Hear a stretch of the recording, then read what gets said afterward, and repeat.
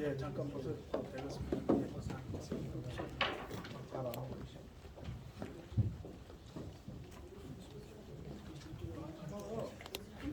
다 올라가지. 올라오세요. 예, 카메라 나오세요. 때문에 예, 카메라를 좀 치워주시고. 치워지고 사진이 카메라 다 찍혀서 안 나와요. 좀 뒤로도 좀 올라가 주세요. 네, 더 올라가, 좁혀주세요. 더 올라가고 좁혀주시고. 약간 이렇게 비스듬하게.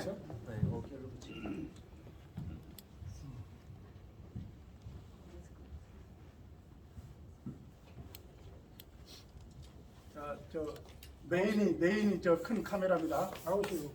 나오세요. 얼굴 안 보이신다고 생각하시는 분들은 사이사이에 알아서 쓰세요. 되게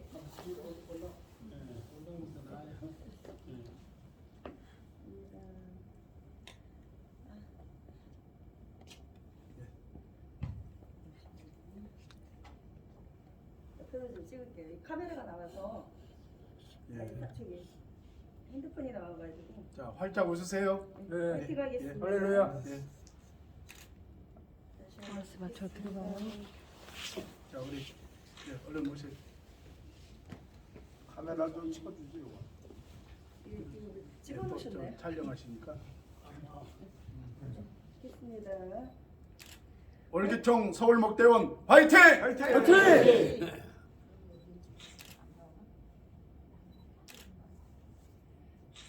할렐루야! 할렐루야! 자, 할렐루야! 예, 감사합니다. 할렐루야, 감사합니다. 저기 광고를 그러면 어떻게 식사하고 식사도 하고 이제 여기 광고를 하고. 식사 장소를 아까 자, 그러면 그 지금 이제 2부 순서는 그 하나님 식사하고 감사합니다. 다시 이 강당에서 월기총 모이겠습니다. 구차 식사 장소는 정기총 예배를 숙식에 마쳤습니다. 하셔서 감사합니다.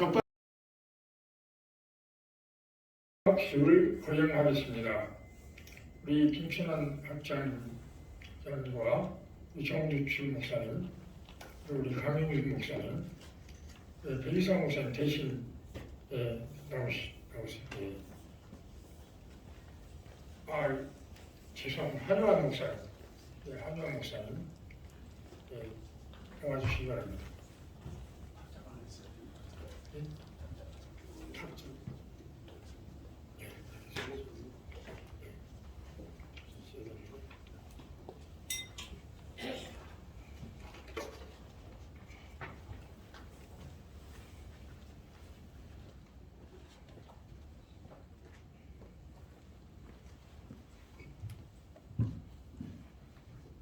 학장님 쪽 가운데로 오시고.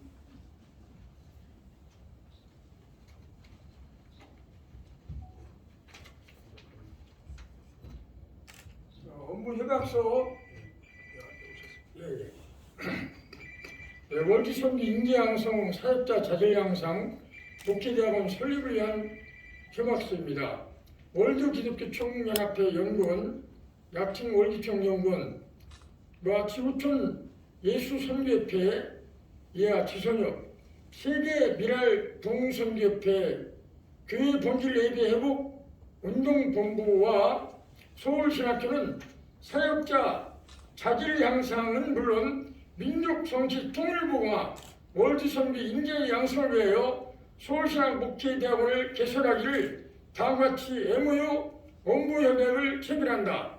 제1조 월기총과 지선협, 세밀협, 교회본 서울신학교는 서울신학 목회대학원을 개설하여 양질의 사역자 인재 양성 및 민족 정치 통일보가 월드선교 사역을 공동으로 추진하면서 하나님께 영광 돌리는 것을 목적으로 한다. 제2조 협약 내용 서울신학교는 월기총과 지선협, 세미협, 교회본, 목회대학원과 함께 민족 정치 복음화를 위하여 양질의 사역자 양성 등 개방적인 사안에 대해 상호 업무 협약하기로 한다. 1. 서울신학 목회대학원 조직과 운영 및 입학을 위한 홍보를 상호 협조한다. 2. 민족 성시 복음화 통일을 위한 예배국과 인지양성에 적극 협조한다. 3. 월드 지구촌 미랄신학 경립과 예배 회복 활성화를 위하여 적극 협조한다. 제3조 협약기간 이 협약은 체결일로부터 사업 종료 시까지 일방의 의사 표현이 없는 한 계속 유효하다. 제4조 비밀유지 의협약 기관단체는 정보 교환을 통하여 인지 또는 취득한 사항을 본 협약서에 정한 업무 처리 이외의 목적으로 사용하거나 외부에 유출을 하지 않는다. 제5조 협약 해석 본 협약의 해석상 이견이 있거나 규정되지 않은 사항은 월드 지구촌 통상 규정에 준하여 상호 협의하여 결정한다. 추후 2022년 12월 19일 월기총연구원 세밀협 지선협 교회원 서울신학교 이상입니다. 예, 사인하시고 사인해 주시고 하나 저 백기성 목사님 드려요. 사인을 먼저 학장님이 4개를 다 해주시고. 무게도 여기다 하지. 예, 요 밑에다. 여기다가 여기다. 여기다.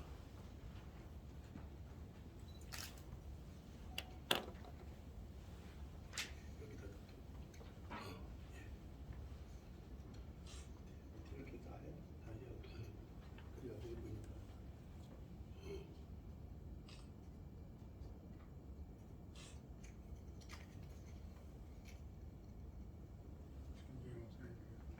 빠져나왔네.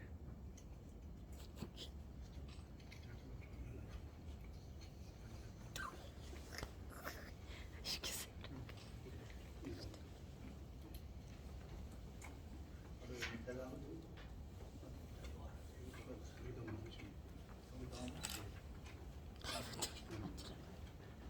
이따가 촬영하기 뭐.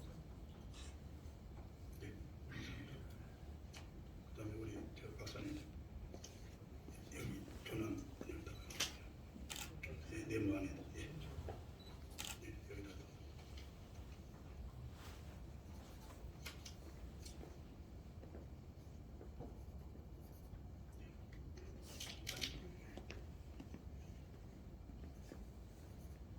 뒤에 있으면 하고 앞에 그다음에 나와 있어요. 통장 이거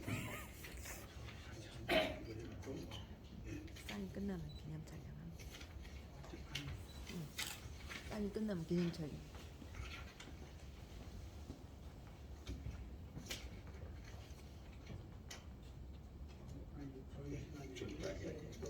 예.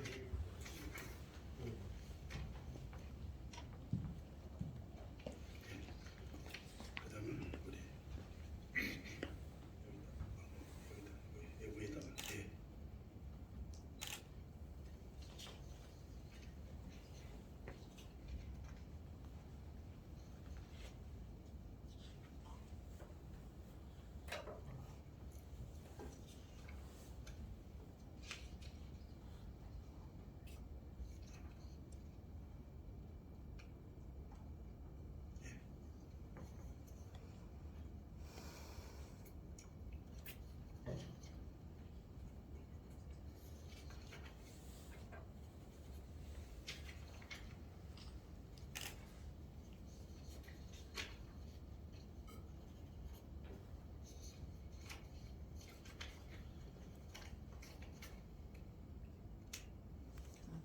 이제 하나씩 다 사진 찍고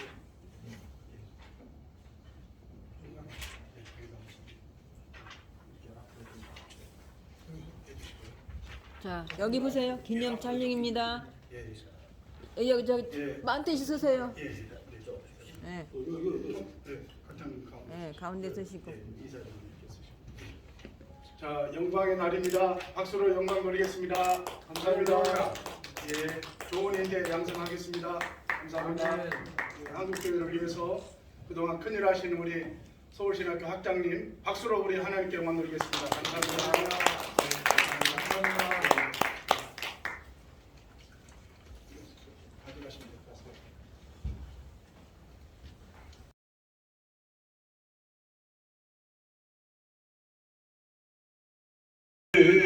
걱정 근심 무거운지 우리 주께 맡기세. 주께 고함 없는 고로 마음을 놓지 못하네. 사람들이 어찌하여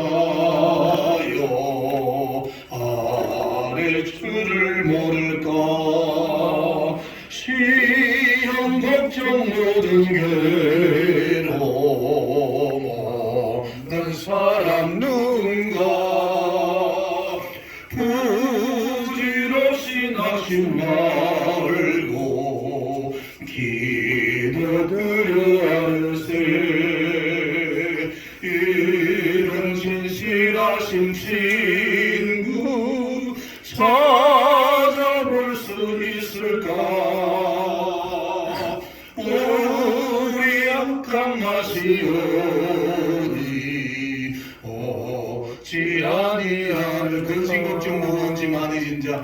근심 걱정 무거운지 아니 진짜 누군가. 비난처럼 우리 예수, 비난처럼 우리 예수 주께 기도드리세. 세상 친구 멸시하고 나를 조롱하여도 예수 품에 안기어서 참된 위로 받겠네. 아멘.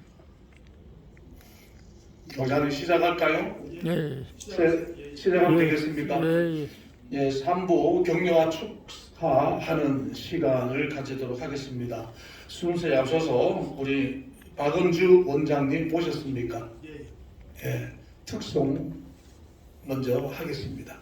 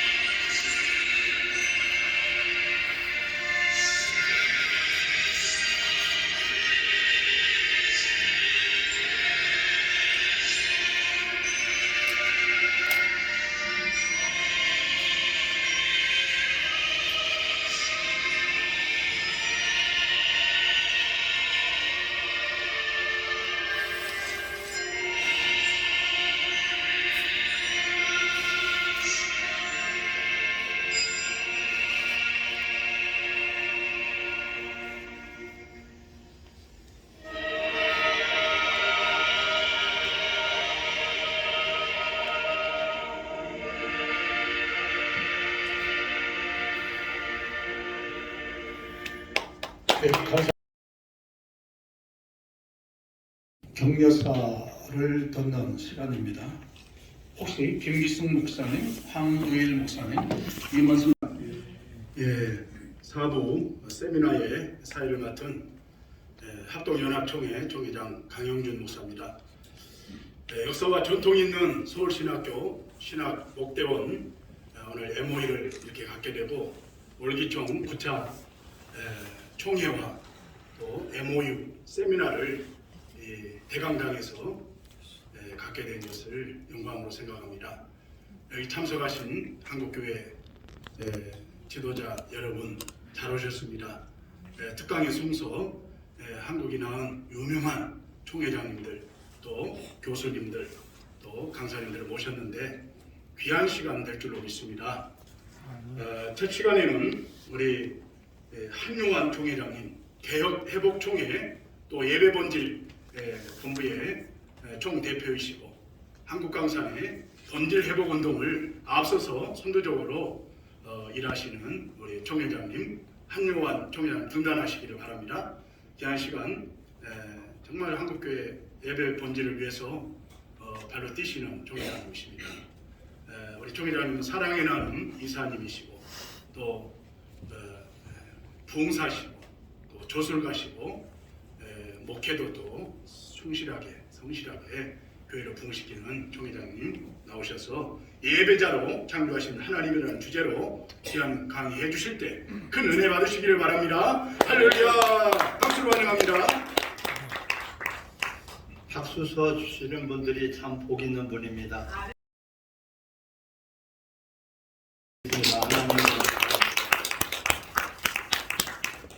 우리가 이 귀한 참 시간을 갖게 됐는데요.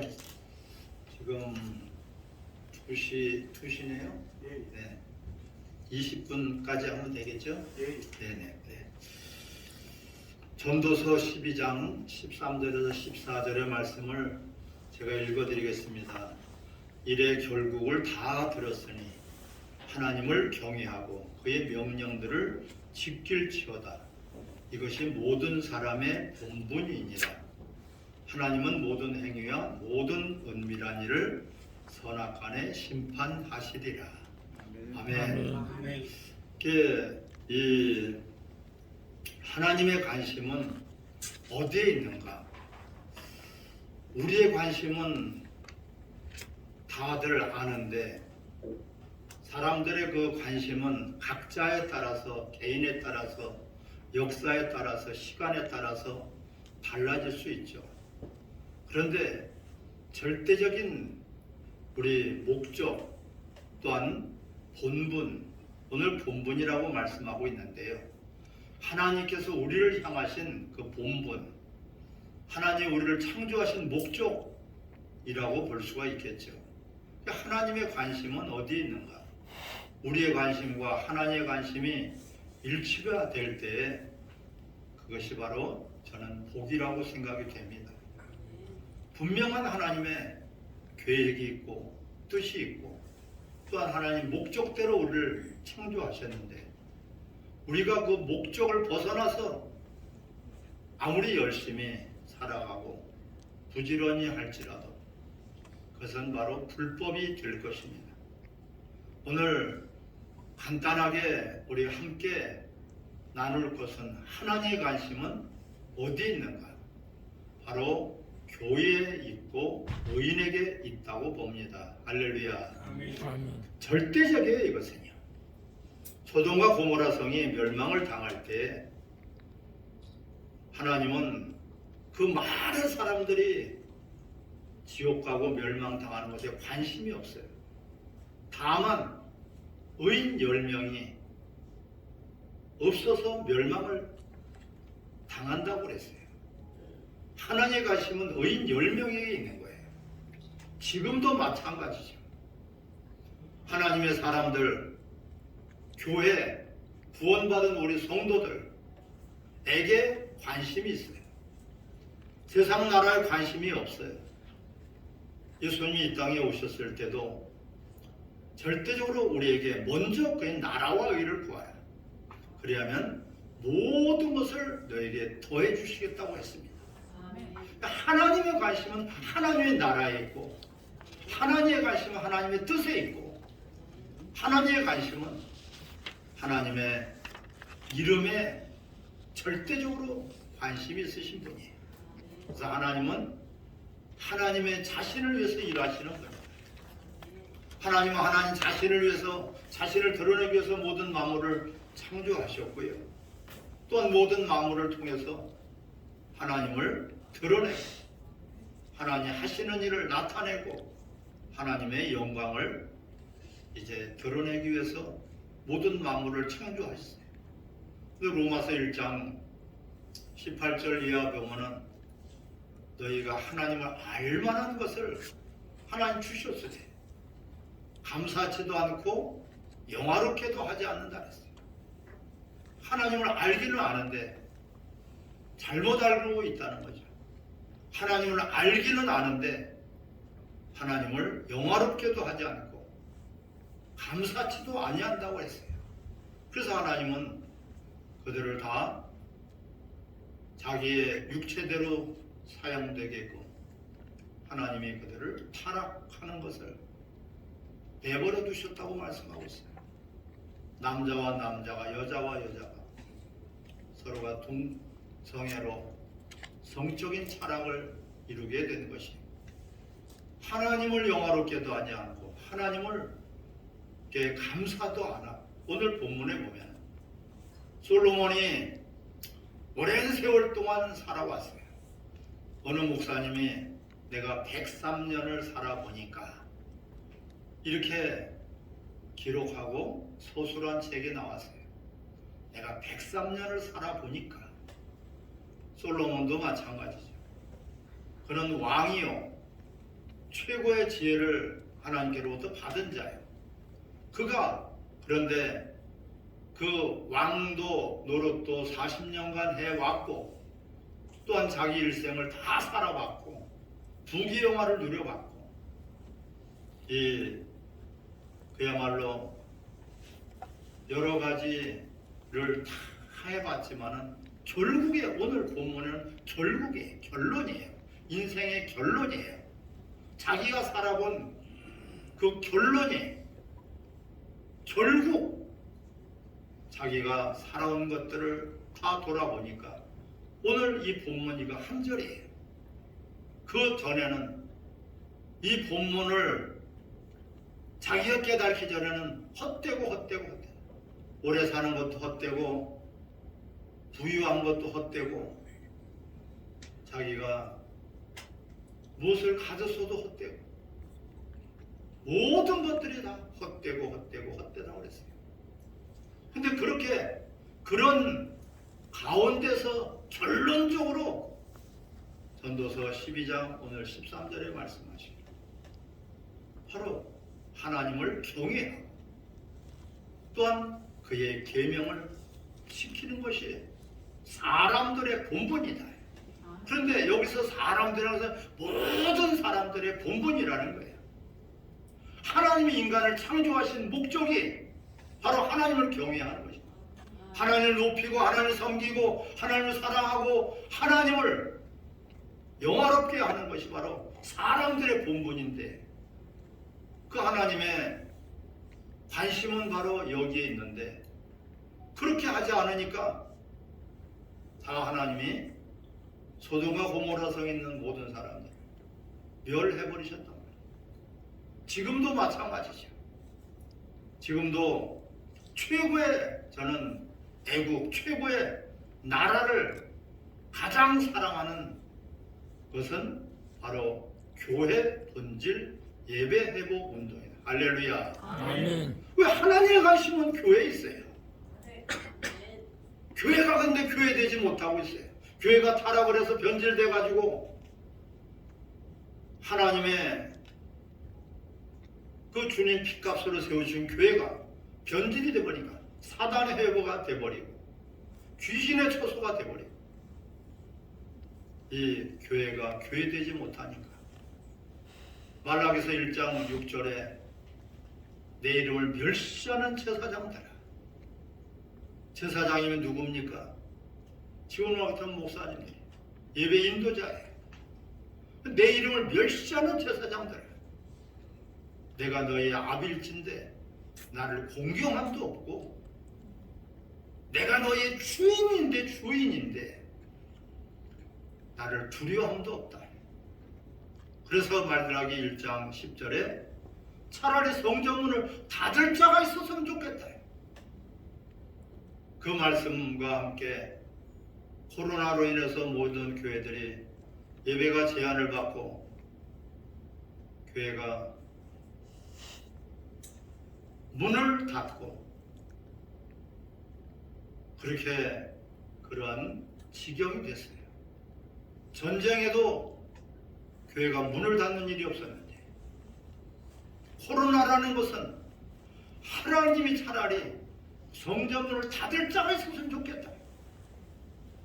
얼마나 예배가 타락을 했으면, 예배가 형식적으로 흘러버리고 예배가 인본주의로 흘러버리니까 하나님을 경외하고, 여호수아 24장 14절에는 하나님만 섬기라고 했는데, 하나님을 영화롭게 하고 하나님을 기쁘게 하는 그런 예배가 아니라 그냥 자기 합리와 인간들의 그런 모임으로, 회합으로 전략을 해버렸어요.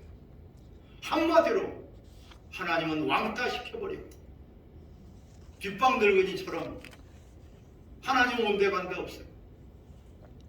그러니 하나님이 얼마나 불쾌하시겠어요. 너희가 그 더러운 것들을 너희 임금에게 갖다 바쳐봐라. 예배가 극상품의 예배를 드리는 그런 예배가 돼야 돼. 최고를 드려야 되는데, 너희 마음과 몸과 뜻과 생명을 다해서, 할렐루야, 남는 시간 드리고 그냥 다른 행사에 액세서리로, 이런 말이 대단히 무서운 말이지. 우리끼리 간단하게 예배 드리고, 예배가 간단하게 그냥 액세서리로 형식만, 요식 절차만 그냥 갖춰버렸어요. 모양만 갖춰버렸어요. 예배 타락은 바로 교회 타락이고, 교회 타락은 하나님의 진노를, 그리고 오늘 심판을, 너희가 선악간에 무엇으로 심판하시겠다는 겁니까? 다른 것이 아니에요. 예배를 가지고 심판하시겠다는 거예요. 에덴 동산은 예배 동산이에요. 하나님 말씀을 거역하니까 예배 동산에서 쫓겨났어요. 그 아담과 하와가 쫓겨나서 가장 산장에서 쫓겨나서 가장 절실한 것이 바로 예배다. 그래서 4장 1절부터 12절까지 가인과 아벨에 대해서, 가인과 그 예물을 하나님 받으시지 않고 똑같은 예배를 드렸어도 우리는 참석하는 것이 예배가 아니라, 한 번만 따라할까요? 하나님 받으셔야지 예배입니다. 아멘. 참석하는 것이 예배가 되어버렸어요. 그냥 참석만 하면 예배 드려서 나 예배 참석했는데, 그 예배 참석한 것이지 예배가 아니에요. 예배 구경꾼이죠. 어찌 그것이 예배라고 볼 수 있겠습니까? 예배가 하나님을 만나야지 예배인데, 하나님 만나지도 않았어요. 하나님 만나주지도 않았어요. 하나님이 인정하지도 않고 받으시지도 않았는 그런 예배를 드렸다고 그냥 자기 합리화, 자기 변명에 머물러 있습니다. 가인과 그의 예물은 받지 않으셨다. 여러 가지 요소가 있어요. 그런 것을 지금 여기서 다 말씀을 나눌 수는 없지만, 분명히 하나님이 가인과 그의 예배는 안 받으셨어요. 그런데 이 가인은 예배 실패한 거에 대한 분노가 터져서 동생까지 죽였다고 기록이 되어 있습니다. 그런데 지금 우리가 가인보다 더 나은 예배를 드리고 있습니까? 그렇지 않다고 도와지는 거예요. 왜? 예배 실패에 대한 감각도 없고 하나님 받으셨는지 안 받으셨는지 관심도 없고 하나님이 또한 안 받으셨다면 내 예배가 실패한 거에 대한 그런 분노라도 있어야지 되는데 분노도 없어요. 절대적으로 가인의 예배보다 우리는 지금 못하고 그런 못한 예배를 드리고 있으면서도 너무나 태연해요. 예배 타락이 바로 교회 타락이고 교회 타락이 하나님의 진노를 가져올 수밖에 없는데 하나님이 우리 인간을 창조하신 것은 바로 하나님을 영화롭게 하나님께 영광을 돌리게 할렐루야. 오직 이 목적으로 우리 인간을 창조하신 것인데 우리를 구원하신 것도 예배자로 하나님의 영광을 돌리도록. 아멘. 예. 고린도전서 10장 31절에 먹든지 마시든지 무엇을 하든지 하나님의 영광을 위해서 하라. 할렐루야. 아멘. 오직 하나님의 영광만 우리가 나타나야지 되는데 먹든지 마시든지 무엇을 하든지 내가 살든지 죽든지 로마서 14장 7절부터 9절의 말씀입니다. 내가 살든지 죽든지 주의 영광을 위해서 사나 죽으나 나는 주님의 것이로다. 고린도 후서 5장 15절에 너희를 위해서 내가 죽어준 것은 이제는 다시는 너희 자신을 위해서 사는 자가 한 사람도 없고 너희를 위해서 죽고 너희를 위해서 부활해서 다시 살아나신 이를 위해서 살게 하려 함이라 그랬어요. 우리가 어떤 상황에서도 무엇을 하든 간에 이 하나님의 영광과 연결이 돼야지 그것이 모든 것들이 예배가 될 터인데 내 소원, 내 바람, 내 인간들의 원하는 것, 인간들의 소망만을 그걸 가지고선 예배라고 하고 있어요. 주님은 우리를 위해서 먼저 다 주셨습니다. 피 한 방울 남기지 않고 주셨고요. 자기 생명까지도 내어 주셨어요.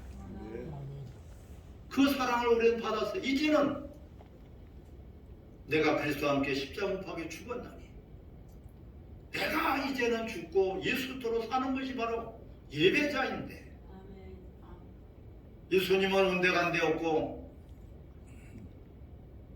사람들만 사람의 이름만 명예만 사람들의 일만 네가 하나님의 일을 생각하지 않고 도리어 사람의 일을 생각하는도다. 사탄아 내들어 물러가라. 마태복음 16장 24절에 말씀하고 있어요. 예수님이 너는 하나님의 일을 생각하지 않고 도리어 사람의 일만 생각하는도다. 이것이 바로 사탄이라고 말씀하고 있죠. 주여 주여 할지라도 다 천국 갈 줄 아느냐. 주의 이름으로 선지자 노릇하고 귀신을 쫓는 능력을 행하고 주의 이름으로 선교하고 주의 이름으로 전도하고 주의 이름으로 봉사하고 주의 이름으로 열심히 헌신했어도 난 널 모른다. 이 불법을 행한 자야. 목적이 바뀌었단 말이야. 오늘 본문에서 분명히 하나님을 경외하는 것이 사람 우리 사람, 짐승이 아니라 사람의 본분이다. 근데 모든 사람의 본분이다. 할렐루야. 아멘. 이것을 위해서 우리가 무엇이 급합니까? 세상 나라가 위급한 것은 알면서 하나님의 나라가, 하나님의 이름이, 하나님의 영광이, 하나님의 귀한 일들이 무너지고 있는데도 이 심각한 모습을 먼저 그래서 그의 나라와 의를 구하라. 하나님의 나라. 인자는 머리 들 곳이 없다. 여우도 굴이 있고 새도 둥지가 있지. 예수님은 이 땅에 있을 때 머리 들 곳이 없다고 그랬어요. 바로 하나님의 관심은 하나님의 나라에 있어요. 아멘. 우리는 이 땅에 살지만 이 땅에 시민권을 가진 자가 아니야.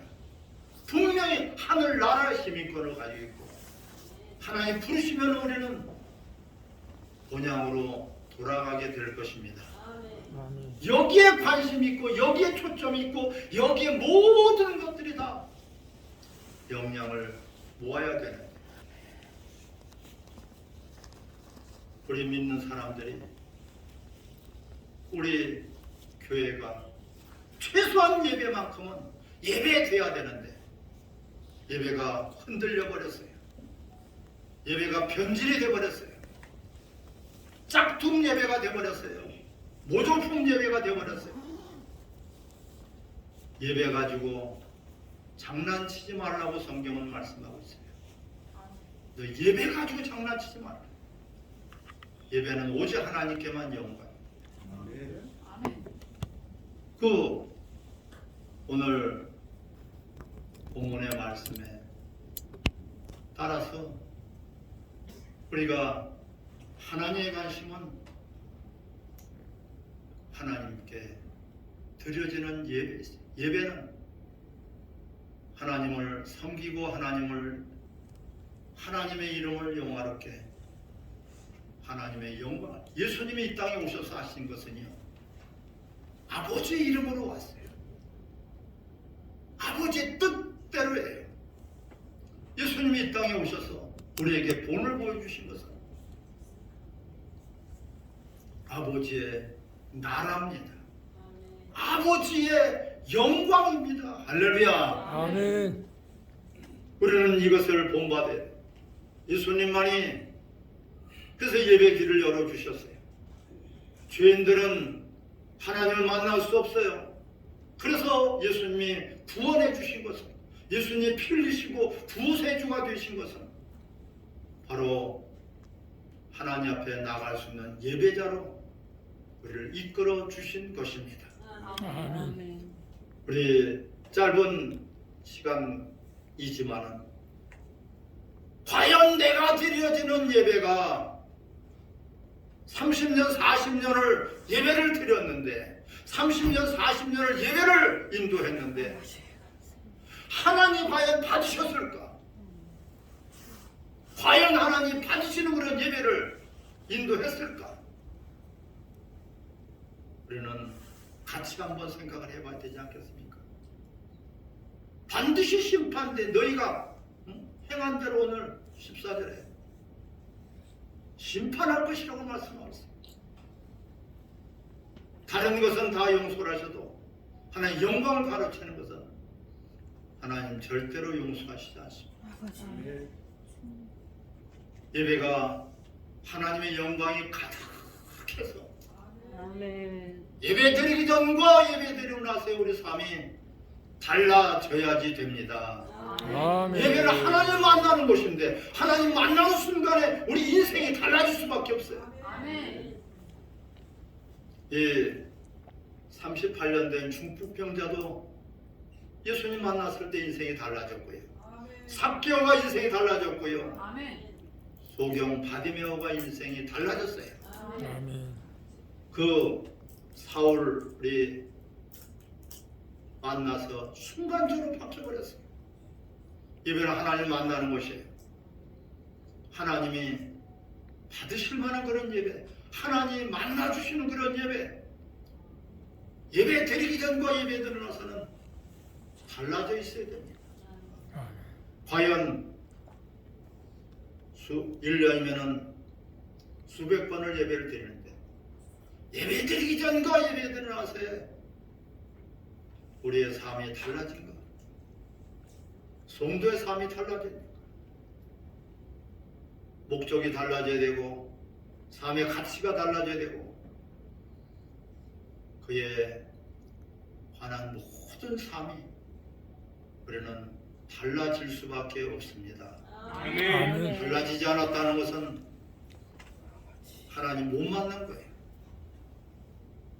하나님 못 만났는데 무슨 예배입니까? 하나님을 대면하는 것이 바로 예배인데 이런 주제를 가지고 같이 나눠봤습니다. 우리 한번 깊이 예배에 대해서 생각해보는 그런 기회가 됐으면 감사하겠습니다. 하나님 아버지 감사합니다. 우리를 불러주신 것은 하나님의 영광을 위해서 창조하시고 이 백성이 내가 나를 위해서 지어 나를 찬송하게 하려 함이라고 말씀하십니다. 우리를 이제 내 영혼을 소생시키고 자기 이름을 위하여서 우리를 의의 길로 인도하셨다고 했습니다. 주님을 왕따시키고 우리끼리만 하는 그런 어리석은 원수에게 속는 그런 예배가 다시 한번 회복되게 하여 주시옵소서. 아멘. 예수님의 이름으로 기도하옵나이다. 아멘. 아멘. 감사합니다. 한국교회에 원칙적으로 이루어질 때 한국교회가 건강하게 또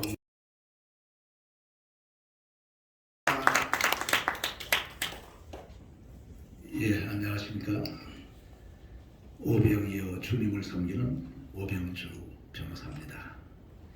여러분들 신앙의 대선배님, 존경하는 우리 목사님들 앞에서 제가 강의를 할 자격이 없습니다만 불러주셔서 성스럽기도 하고 한 번은 영광을 하면서 말씀 올리겠습니다. 하나님께서는 천지 만물을 창조하셨습니다. 일곱째 날에 안식하셨습니다. 하나님께서 우리가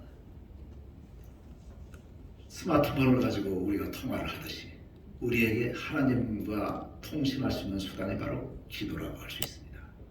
또 우리가 타임머신을 기계로서 만들 수는 없지만 하나님께서 우리가 회개하면은 인과 법칙에 의해서 죄의 결과에 따른 여러 가지 결과가 있습니다만 그것을 회개함으로써 사면을 받는 은사를 받을 수 있습니다. 일종의 타임머신을 우리한테 줬다고 볼 수 있습니다.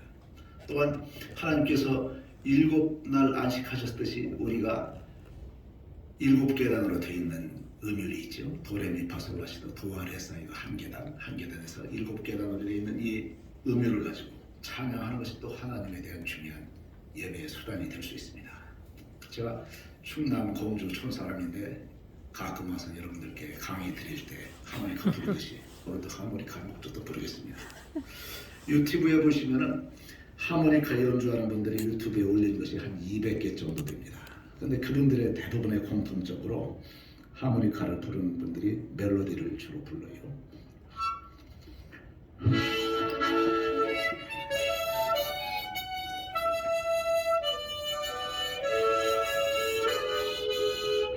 이렇게 멜로디를 부르는데 이 멜로디만 부르면은 하모니카 어린애들 악기처럼 돼요.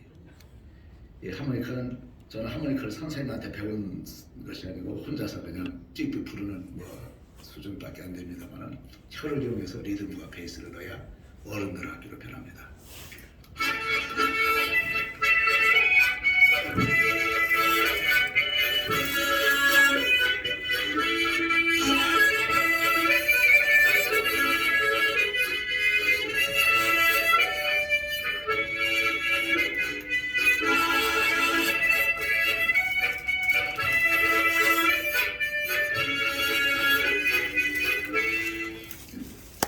우리가 음악을 보면은 베토벤이라는 작곡가도 있었고 모차르트, 슈베르트 이런 작곡가들이 있는데 이분들이 하나님에 대한 신앙을 갖고 있었습니다. 바하가 러버스 콘서트 하나님에 대한 사랑과 관련돼서 인간의 사랑, 하나님의 사랑 이런 사랑을 주제로 한 곡이 이것이죠. 바하의 러버스 콘서트.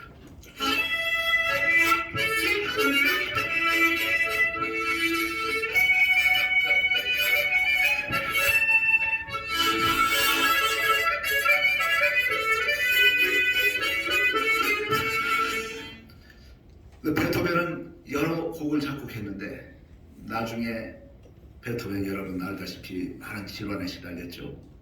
막판에 완전히 청각을 잃었습니다. 음악가가 작곡가가 소리를 들을 수 없는 치명적인 결함이 있는 겁니다. 작곡을 할 수 없어요. 하나님에 대한 사랑과 영감으로서 작곡한 마지막 교향곡 5번, 9번 교향곡이 작곡을 했어요. 이 사람이 작곡을 한 후에 수많은 군중 앞에서 왕과 귀족들 앞에서 오케스트라가 베토벤의 마지막 교향곡 9번이 연주가 되면 본인은 지휘하는 사람 얼굴만 가만히 보고 있다가 소리를 못 들으니까 지휘가 끝나면서 밖에서 뒤에서 수천 명의 관객들이 기 박수를 하는 장면 소리를 들을 수가 없어요. 오케스트라 지휘를 하던 지휘자가 손짓하면서 뒤를 돌아보라. 비로소 뒤를 돌아보니까 왕과 귀족들이 기립해서 박수하는 장면을 봤습니다. 마지막 청각을 잃은 다음에 작곡한 것이 나중엔 찬송가로 우리가 쓰고 있죠.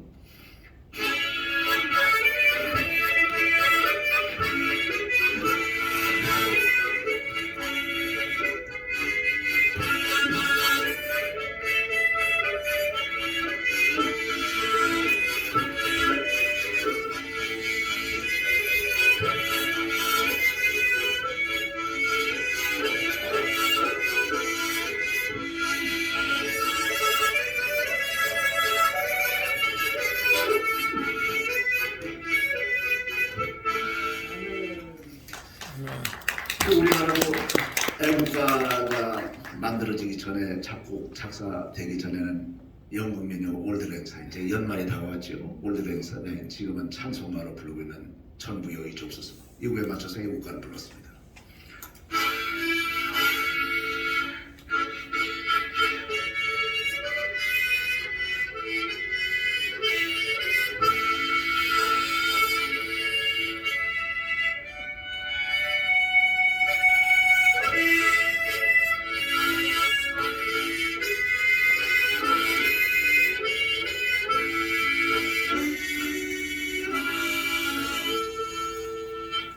이 애국가를 하나님이 보아서 우리나라 만사의 애국가를 부르는 전 세계 200개 나라의 애국가 중에서 하나님의 등잔 나라는 지난번에 말씀드린 대로 우리 대한민국과 미국밖에 없습니다.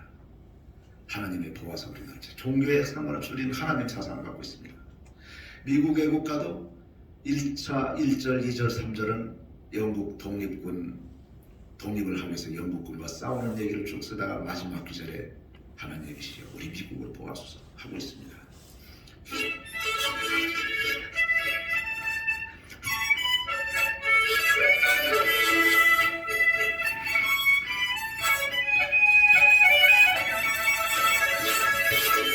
이렇게 쓰고 있죠. 그래서 우리가 하나님께서 주신 이 음악이 하나님의 기쁨을 드리는 귀한 찬양이라고 생각합니다. 우리가 지금 하나님께서는 우리를 태우시고 수십억 인구를 허공중에 매달린 땅에 올라 태우시고 24시간에 한 바퀴씩 돌리셔서 낮과 밤을 만들고 365일에 한 바퀴씩 태양 주위를 공전시켜서 사계절을 만들고 계십니다. 이제 연말이 다가왔습니다. 태양 주위를 365일 만에 한 바퀴 돌리시려면 초속 29.8km, 음속의 70배, 금초음속 미사일의 10배 속도의 엄청난 속도로 우리를 태우고 운행하고 계십니다. 낮과 밤을 만들기 위해서 24시간에 한 바퀴씩 음속의 1.5배, 마하 1.5의 엄청난 속도로 지금도 돌리고 있습니다. 우리가 만약에 이코노미 항공권 하나 사가지고 세계 한 바퀴 돌으려면 한 500만 원, 800만 원 요금 줘야 되는데 우리 공짜로 태워서 돌리고 있습니다. 우리가 아파트 5층에 사는 사람하고 20층하고 사는 사람 중에서 20층 사는 사람은 하나님이 돌리시는 속도에서 20층 높이만큼 더 높은 데서 돌리기 때문에 더 많이 돌아요. 가끔가다 여러분들 골치가 띵 하시면 더 많이 돌고 있구나 이렇게 생각하시면 됩니다. 이 겨울이 되면은 산속에 가면은 다람쥐가 있는데 열심히 겨울에 먹을 것을 저장하기 위해서 도토리, 상수리, 밤을 물어다가 땅속에 하나하나 숨겨놔요. 숨겨놓는데 이것을 숨겨놓은 도토리, 상수리를 찾아내야 되는데 이 다람쥐 머리가 영리하지 못해요. 100개 숨기면 26%밖에 못 찾아내요. 74개는 다 못 찾아요. 잊어버려요.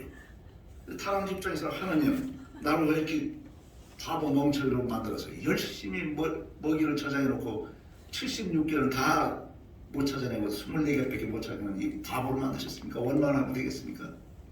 하나님께서 26%만 찾아내기 위해서 그걸 먹게 하시고 잊어버려 못 찾은 74개가 다음에 봄이 되면 파릇파릇 도토리, 상수리, 밤이 열리는 나무가 자라서 숲을 우거지게 합니다. 사람이 침묵하는 숲의 면적보다 다람쥐가 까먹어서 침묵하는 면적이 더 넓습니다. 하나님께서 이렇게 예정 조화를 이루고 계십니다. 하나님께서는 오늘 이 서울신학교 강단에 여러분들을 불러 모으셨습니다. 그런데 우리 입장에서는 하나님께서 우연히 우리가 12월 19일 날 2시 몇 분에 이 자리에 모였구나, 각자 왔구나 이렇게 생각하는데 필연적인 하나님 입장에서는 어려운 결론을 만들어야 됩니다. 여러분들 한 분 한 분 이 자리에 한 20명을 모이게 하시려면 여러분들의 어머니, 아버지의 생명을 보존시켜야 됩니다. 온갖 전쟁과 사고 속에서 생명을 보존시켰기 때문에 우리가 태어날 수 있죠. 우리 어머니, 아버지 입장에서는 우리 할아버지, 할머니의 생명을 온갖 전란과 사고 속에서 살려놓으셨기 때문에 태어났습니다. 할아버지 입장에서는 증조 할아버지, 증조 할머니 이렇게 쭉 올라가면 수천, 수만 년 인류 역사 속에 수직으로 거꾸로 가는 모든 여러분들의 조상의 생명과 모든 것을 살려놓으셨기 때문에 이 자리에 우리가 태어날 수 있었고 여러분들 마음속에 하나님께서 성령의 감동 강화하심을 역사하셨기 때문에 이 자리에 하나님을 믿고 찬양하는 예배의 자리에 우리가 이 자리에 설 수 있지 않겠습니까? 그래서 우리가 찬송 가족에 여기에 모인 우리 하는 찬송가가 있지 않겠습니까? 저는 이 하나님께 감사를 드려야 된다고 생각합니다. 저는 이 자리에 제가 귀한 생명의 말씀을 여러 목사님들 이 자리에 계시기 때문에 우리가 앞으로 들으면 듣고 또 저 같은 사람이 와서는 그냥 세상 돌아가는 얘기도 좀 섞어서 하겠습니다. 요새 우리나라가 여러 가지로 어려움 속에 있습니다. 민노총 화물연대 요새 파업도 벌어지고 또 북한 김정은이 자꾸 핵무기 쏴대고 하고 있어요. 그런데 저는 우리 하나님을 믿는 사람들이 나라를 지켜야 됩니다. 나라를 지키는 사람은 국민의힘, 더불어민주당이라는 정치인들, 정치꾼들, 무슨 민노총 이런 사람들이 지키는 거 아닙니다. 하나님을 믿는 사람들이 우리 애국가와 마찬가지로 하나님이 보아서 우리나라 마세요. 우리가 지켜야 되는 것입니다. 만약에 민노총이 평양 지하철에 가서 민노총 활동을 벌이고 파업, 테러, 트럭 세워놓고 테러 파업을 하면은 북한 김정은이가 고사포로 쏴주지 놔두겠습니까? 우리가 진보 보수 이런 용어를 쓰면서 우리가 막 하는데 용어 혼란 전술에 속지 마시기 바랍니다. 민노총이야말로 진보 어쩌고 이런 세력이 될 것이 아니라 보수 세력이 되어야 되는 것입니다. 여기서 말하는 보수라는 것은 용어 혼란 전술로 잘못 쓰여진 용어에서의 보수가 아니고 자유민주주의 수호 세력이 되어야 된다는 뜻입니다. 5천만 동포 모두가 합심 단결해서 하나님을 믿고 자유민주주의를 수호하는 보수 세력이 되는 것입니다. 또한 5천만 동포 모두가 뒤로 퇴보하지 않고 앞으로 나가야 된다는 의미에서의 진보 세력이 되어야 되는 것입니다.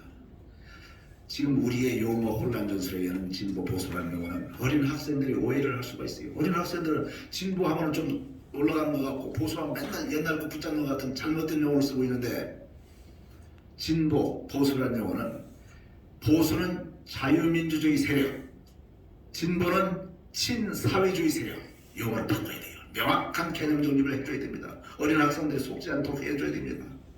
굳이 이 용어가 복잡하면은 간단하게 좌파 우파로 나눠버려야 돼요.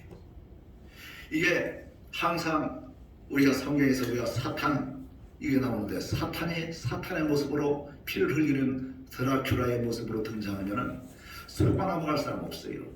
사탄한테 안 속습니다. 무서워서 피합니다. 그러나 사탄은 천사의 가면을 쓰고 나타날 수 있습니다. 여러분들이 공산주의, 좌파주의 이런 사람들은 민주주의, 민주투사로서의 가면을 쓰고 나타납니다. 조심하셔야 됩니다. 제가 이게 교육이기 때문에 자세한 말씀을 더 드리긴 어렵습니다만 이 좌파 세력의 실체를 알아야 되는 것입니다. 천사의 가면을 하더라고. 자유민주주의 세력에서 민주자에서 헌법 전문에서 종전 어느 정치권에서 지난 정부에서 문재인 정부에서 자유자를 빼고 민주주의만 놔두자는 논의가 있었지 않습니까? 그거 잘못된 것이에요. 민주주의라는 것은 사탄이 천사의 가면을 쓰고 나타나듯이 공산주의도 다 민주주의 가면을 쓰고 나타납니다. 보세요. 북한 보세요. 조선인민민주주의 인민공화국의 민주주의를 쓰고 있죠. 중국 보세요. 중화인민민주주의 공화국 민주자를 쓰고 있죠. 그런데 우리가 말하는 민주주의는 자유민주주의라야만 민주주의지. 걔들이 말하는 조선인민민주주의, 중화인민민주주의, 인민공화국 어쩌고 하는 것은 다 공산주의 세력들이에요. 공산주의 세력은 성경을 연주하던 유대인 출신 칼 막스가 만들었습니다. 칼 막스는 성경을 공부하고 자기가 배우다 보니까 성경에서는 하나님의 사랑으로 이웃한테 아낌없이 나눠주고 하는 현상, 평등하는 모양을 봤어요. 그 모양을 보고서 따온 것이에요. 그래서 평등을 주장한 것 같지만 여러분들 얘들이 일단 프롤레타리아 혁명 이론에서 피해 혁명을 접수한다면 평등 사회가 아니고 가장 불평등 사회가 된 것입니다. 공산주의의 선전 이론, 우리가 배우는 공산주의 이론하고 자기들끼리의 내부적인 숨겨놓은 실천 이론이 따로따로 되어 있습니다. 천사의 가면과 천사의 악마의 실체 따로따로 들어가 있습니다. 미국에서 자본주의가 가장 발달된 민주주의에서 한 100명의 상부 요인들을 뽑아서 전재산 평균을 내면 약 1인당 200억 정도 돼요.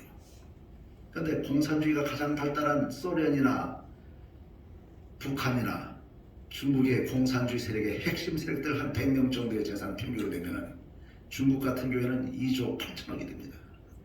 겉으로는 여러분들이 시진핑의 월급이 1년에 한 달에 월급 100만 원 받는 똑같은 인민과 평등한 월급을 받는 것처럼 되어 있지만 등소평의 재산, 마오쩌둥의 재산, 이런 사람들 일가족의 재산들은 1인당 2조 8천억 엄청난 거예요. 미국의 200억 게임이 안 됩니다.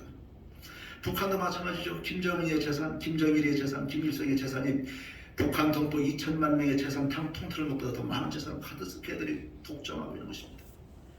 이런데 이것을 여러분들 나사 풀린 정치인들이 햇볕 정책이란 미명하에 성경에서 하나님의 불쌍한 이웃을 내 몸과 같이 사랑하는 그 정신을 잘못 원용을 해가지고 북한을 불쌍한 동포를 돕는다고 포준 재산이 몰래 갔던 비자금은 미국 의회 보고서에 보면 1조 2천억, 개성공단 금강산강을 통해서 뭘 갖다 바쳐준 돈은 8조, 관련 경제효과까지 따지면 26조를 갖다 바쳤는데 그것이 북한 동포들한테 불쌍한 북한 동포들을 먹여 살리는 데 쓰인 것이 아니고 바로 핵무기 개발은 전용자금으로 전부 쓰여버려가지고 햇볕 정책에서 통일을 가까이 올 줄 아는 정책으로 5천만 동포를 오도했는데 그로 인해서 통일은 더 어렵게 된 것입니다.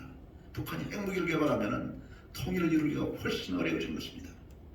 그런데 문재인 대통령이나 뭐 다른 대통령이나 이런 분들이 평화를 위해서 자꾸 북한과 대화를 나누고 이거 했는데 본인이 의도적으로는 그렇게 해보려고 했다고 하지만은 정치를 하는 사람들은 기도를 하고 회개하고 하나님께 지혜를 구해야 되는 것입니다.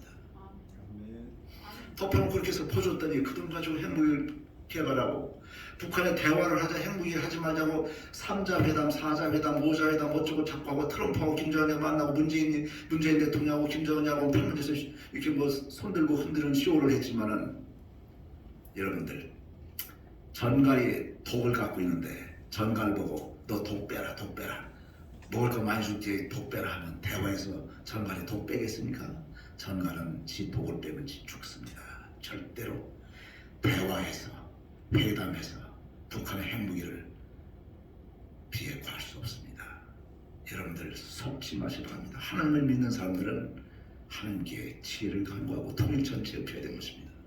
저에게 주어진 시간이 많지 않기 때문에 제가 사실은 만약에 여기가 교회가 아니고 일반 강의 장소면은 대한민국의 통일 안보 전략 이런 걸로 강의 주제를 삼아서 1시간 내지 2시간 할 수 있습니다만 독일 통일의 원인 우리는 어떻게 해야 될 것이냐 이런 것을 말씀드리고 싶습니다만 우리가 하나님 앞에 기도드리고 깨어 있어야 된다고 생각합니다. 아멘. 이스라엘도 옛날에 수천 년 전, 2000년 전에 저 남북으로 갈렸었죠. 북쪽 유대, 이스라엘, 남쪽 유다에게 갈렸었죠. 자기들끼리 햇볕 정책도 쓰고 여러 가지 했어요. 그렇지만 하나님의 사랑에서 벗어난 이스라엘 남쪽과 북쪽은 죄를 지은 우상 숭배했던 남쪽과 북쪽은 각각 외국의 침략에서 바빌론, 아시리아의 침략에서 다 멸망당해서 나라를 완전 잊어버리게 됐습니다. 하나님께서 이스라엘이라는 나라를 통해서 역사적으로 가르쳐주고 계십니다. 대한민국의 통일을 하기 위해서는 깨어 기도해야 됩니다. 회개해야 됩니다. 여러분들 북한에 김일성, 김정일 동상들이 막 퍼져 있어요. 이것이 뭐냐면 제네럴 셔먼호가 미국 배가 와가지고서 세국 정책을 쓰는 대원군 앞에 배가 왔는데 그 당시에 우리나라 군인들이 다 쏴서 죽여버렸어요. 제네럴 셔먼호에서 다 끌어내려가지고 목을 단두대로 전부 쳐버렸습니다. 죽어가던 선교사가 성경책 한 권을 놓고 그 사형 집행하는 사형 그 집행관한테 죽었습니다. 이 사형 집행했던 사람이 성경책을 딱 받았는데 딱 보니까 책이 두툼한데 종이가 또 괜찮아요. 이거 지네 집에 가가지고 평양의 집에다가 벽지로 처음부터 뜯어서 쫙쫙 찢어가지고 벽지로 다 붙여버렸습니다.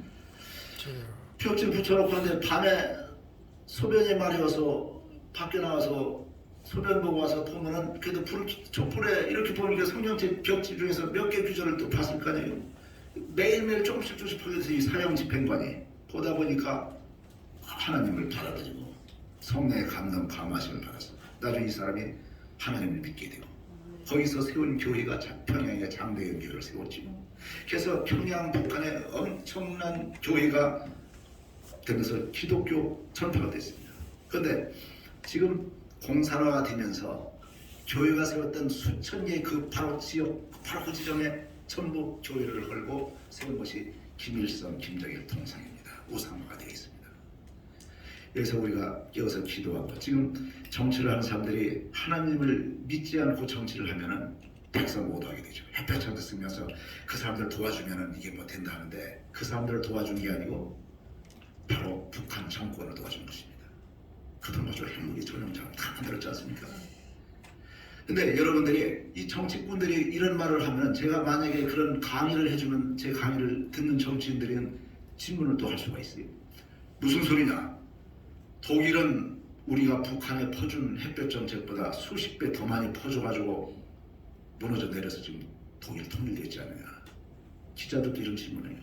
근데 여러분들 하나님한테 여쭤봐야 돼요. 기도를. 과연 독일이 그랬느냐? 독일은 분단 원인과 통일 원인이 우리나라하고 전혀 틀립니다. 독일의 분단 원인은 독일이 너무나 강력해가지고 독일이 바로 영국 잡아먹고 프랑스 잡아먹고 오스트리아 잡아먹고 쫙쫙쫙 잡아먹어서 히틀러의 독일이 완전 전 유럽을 전부 잡아버렸습니다. 1차 세계대전 일으키고 2차 세계대전 일으키고 유대인 600만 명 가스에서 죽여버리고 독일을 물리칠 적수가 없어요.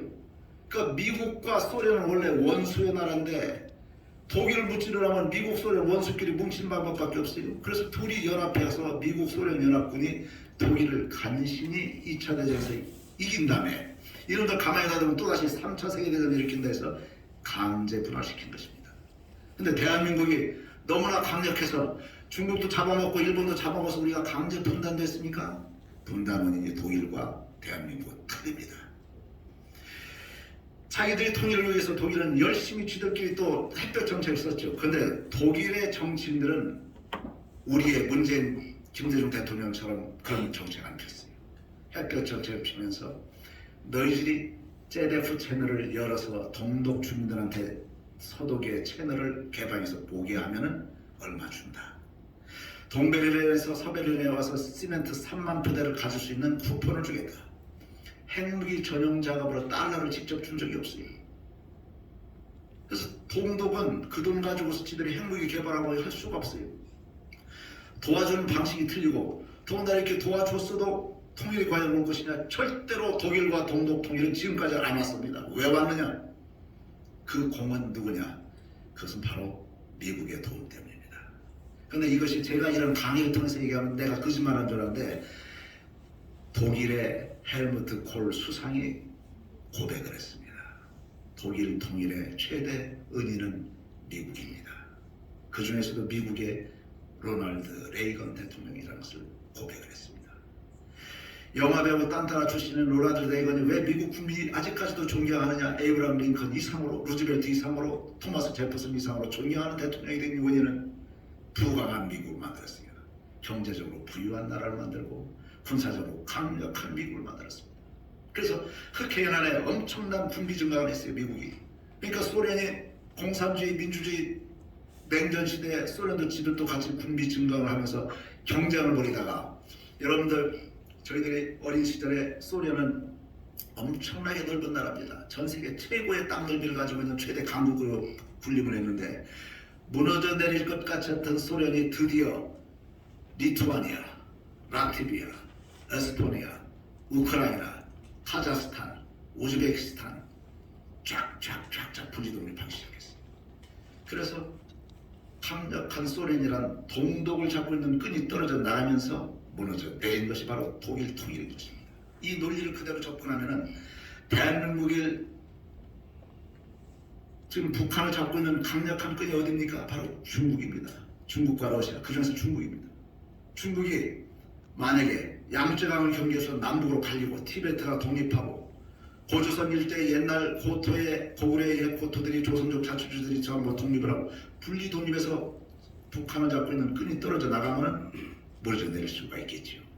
외부적인 요인이 독일과 서독의 통일 요인은 외부적 요인입니다. 이와 같은 외부적 요인을 달성해야 되는 것입니다. 그래서 이와 같은 말씀을 드리고 저한테 주어진 시간이 아까 제가 뜻이 밤새 한 20분이 이제 지났습니다. 저는 하나님을 믿기 전에 지난번에도 여기서 말씀드렸으면 선악과를 왜 만드셨습니까? 이런 질문에서 선악과 만든 것이 저주의 상징이 아니라 로마서에 받지 모든 것이 합력하여 서로를 이룬다. 예수님께서 이 땅에 오셨고 아까 고요한 거룩한 바는 아까 찬양을 하셨죠. 하나님이 미천한 세계에 피조물로 오셨습니다. 천상천하 유아 독존하고 보이지 않던 하나님께서 천상천하 유아 독존하지 않으시고 피조물의 세계로 내려오셨어요. 여러분들이 자기가 기르고 있는 강아지가 너무나 귀엽다고 해서 이 강아지를 살리기 위해서 자신이 사람의 신분을 포기하고 강아지 세계로 강아지의 모습으로 강아지가 되어서 뛰어들어갈 수 있겠습니까? 불가능하죠. 더군다나 강아지의 세계로 뛰어들어가서 돈으로서 죄값으로 몇십억, 몇백억 주는 것은 가능할 수 있어도 그것도 어렵겠지만 대신 죽으라고 하면 죽겠습니까? 못 죽죠. 제가 하나님을 믿기 전에는 하나님께서 예수 십자가에 못 박혀서 형틀에 매달려서 피와 땀을 흘리고 칼에 정도 하면서 이렇게 죽을 필요가 뭐 있느냐. 전지전능한 하나님이시면 다른 방법으로 권능의 다른 방법으로 구원하는 방법이 없겠느냐 이런 생각을 했었는데 창세기를 보니까 의문이 풀렸어요. 법률이 창세기에서 우리가 모세한테 10계명 법률 10개 조문을 주기 전에 첫 번째 하나님께서 우리한테 그만 법조문은 바로 선악과 먹지 말아라 이거예요. 한 개의 법밖에 없었어요. 나머지 다 자유를 줬습니다. 이 한 개의 법을 어겼는데 거기 바로 창세기에서 바로 하나님께서 말씀하십니다. 선악과를 먹지 말아라. 먹으면 죽는다고 했습니다. 먹으면 죽는다고. 선악과를 먹지만은 법을 어긴 죄의 대가가 죽음이라는 것을 이미 창세기에 선포를 했습니다. 그러니까 하나님 입장에서 죄의 대가인 죽음에 대한 대가를 지급하는 방법이 십자가 나면서 죽음으로 지급하신 것입니다. 다른 방법을 쓸 수가 없어요. 하나님께서 십자가 나면 들에서 피와 땀을 흘리고 채찍을 맞아서 죽음으로써 우리의 죄값을 대속하신 것입니다. 호주에서 어떤 사람이 헌혈을 하는데 이 사람이 교통사고당해서 죽어가는데 이 사람이 RH- 혈액형이에요. RH- 혈액형 10사람의 피를 수혈받아야 되는데 방송을 타고서 급히 혈액을 구했는데 한 9사람분을 구했는데 나머지 한 명이 더 헌혈을 RH- 헌혈을 해줬는데 그 피가 정확한 RH-가 아니고 잘못된 혈액이 들어갔습니다. 원래대로라면 잘못된 혈액이 RH- 환자한테 투입되는 순간 면역 부작용에서 죽게 되어 있습니다. 근데 이 사람이 기적적으로 그 저항성을 해서 살아났습니다. 살아난 다음에 너무나 감사해서 자기 헌혈해준 잘못된 피를 받았음에도 불구하고 자기가 살아난 곳에서 항체가 형성돼서 살아났는데 너무나 감사해서 그로부터 그 사람이 계속 수천 번을 계속 헌혈을 했어요. 그 항체가 형성된 그 혈액형을 가지고 RH- 임신된 태아들 중에서 죽으면서 바로 사상된 생명 수만 명을 구했습니다. 근데 하나님께서 사람의 모습으로 피조물의 모습으로 흘리신 그 피는 이 수만 명의 생명을 구한 것이 아니고 현재 인류 수십억의 인류, 과거의 인류 수십억 수백억, 미래 앞으로 다가올 인류 수십억 수백억 수천억의 인류의 생명을 구한 보혈의 피가 된 것입니다. 아멘. 아멘. 이제 문둥병 환자가 예수님 앞에서 10명의 치료를 받고 단 한 명만이 감사하기 위해서 되돌아왔습니다. 다 같이 믿음을 갖고 있었지만 예수님께 간구해서 생명을 구한다는 믿음을 갖고 있었습니다만 감사한 그 한 명만이 믿음 위에 감사를 더하면 이래서 육신의 생명만 구원받은 것이 아니라 영혼의 생명, 죄를 사는 기적을 맛보게 된 것입니다. 우리가 항상 감사해야 될 줄 생각합니다. 제가 맨 처음에 하나님께서 우리를 태우고 지금도 24시간 360일 돌리고 계신다고 했는데 우리가 엄청난 은혜와 믿는 사람, 믿지 않는 사람 그 감사함을 모르고 사는 사람이 얼마나 많습니까? 우리가 어떤 신앙 간증에서 불치병 암에서 생명을 건져가지고서 간증하는 장면을 봤습니다.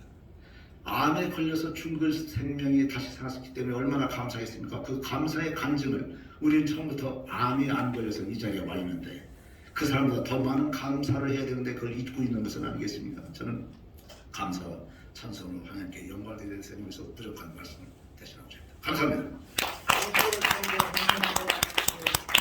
변호사님, 우리 장로님 중에서 가장 훌륭한 장로님으로 저는 존경하고 있습니다. 법률 자문 필요하시면은 우리 총회장님들 많이 오셨는데 이렇게 전화 주시면 많이 도움이 되겠습니다. 한국교회를 위해서 우리 변호사님 큰일 하십니다. 이어서 물도 하나씩 다 갖다 드리시죠. 이게 참 물이 맛있네요. 옆에 분에게 힘냅시다. 박수 한번 쳐주세요. 힘냅시다. 감사합니다. 이런 특강을 어디서 들어보겠습니까? 이 시간에는 시간을 또 전락하기 위해서 우리 고수경 목사님 이화여대 불문과를 나오시고 한세대 MDB를 하시고 미국에서도 공부를 많이 하신 우리 목사님이십니다. 전 여의도 순복음교회 교육연구소 팀장으로 또 지도자들을 발굴하는 일을 했고 오살리 기도원 주강사로 또 청와대 기독신우회에서 말씀 강사님으로 또 온라인 연합교회가 지금 많이 활성화되고 있습니다. 담임 목사님이시고 빗재교회 당회장이신 우리 고수경 목사님 한국교회 이제 리더로 앞으로 더 크게 놀기주와 함께 더 많은 일을 할 줄 믿습니다. 등단해 주시기 바랍니다. 박수로 우리 환영하겠습니다. 할렐루야. 감사합니다. 올라오세요. 신발 신고 올라오세요. 할렐루야. 감사합니다. 여러 존경하는 목사님들 모시고 또 이렇게 말씀을 전하게 되어서 무한 영광으로 생각합니다. 시간이 많이 갔기 때문에 저는 좀 생략하고 이미 이번 그 표지에 제가 할당받은 제목은 성탄과 모성애입니다. 거기에 대한 걸 제가 잘 기록을 해놨기 때문에 기본적으로 여러분 다 아시는 내용이고 그래서 저는 한 10분 정도만 생략하고 나머지 오늘 여기 와서 이 시간에 제가 좀 느낀 것을 말씀을 드리도록 하겠습니다. 자, 우리 기독교가 타종교하고 결정적으로 차이가 한 가지는 예언의 성취입니다.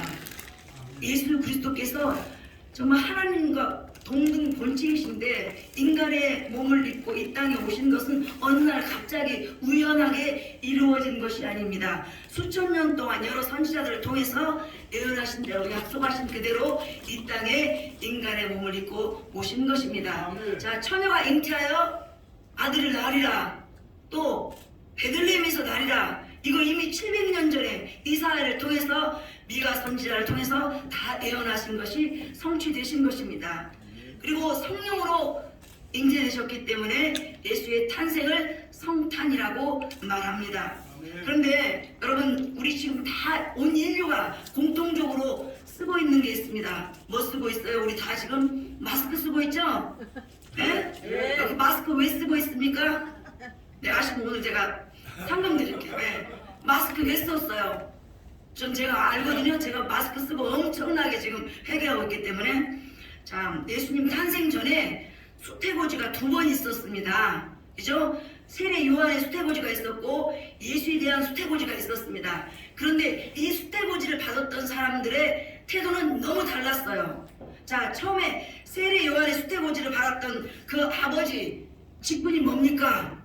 여러분, 사가랴 그분 세례 요한의 아버지 직분이 뭐예요? 우리들 좀 제사장, 목사. 어머니는 아론의 자손 엘리사벳은 막 그냥 기독교 명문가, 나면서부터 모태신앙 이런 집안이었어요. 그런데 이들이 성경 1장 누가복음 1장 13절에 보면 사가랴가 이제 그 천사가 나와서 이야기합니다. 너의 간구함이 들린지라.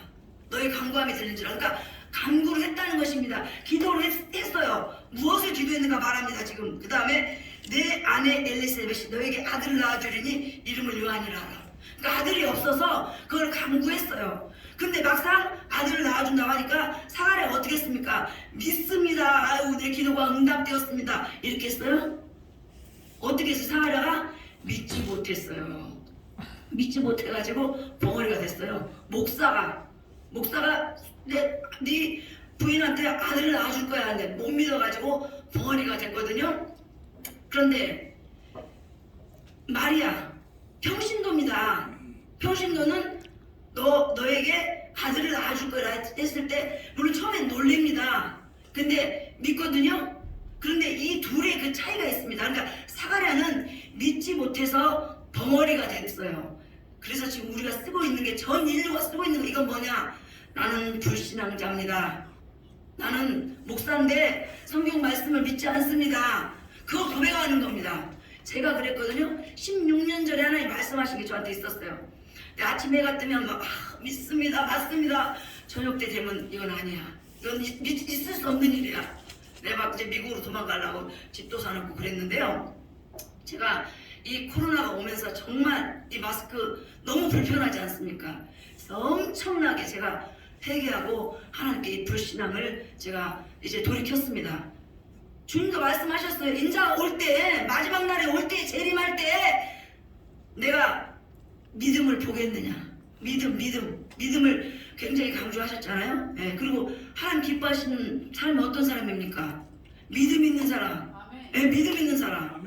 우리 다 지금 마스크 벗으려면요 불신앙 회개해야 돼요. 아브라함이 믿음의 조상이 된 거 우연이 아닙니다. 네, 저 이삭 번제 드리러 갈 때요. 번제 이제 드리러 갔잖아요. 드리러 갈 때 뭐라고 합니까?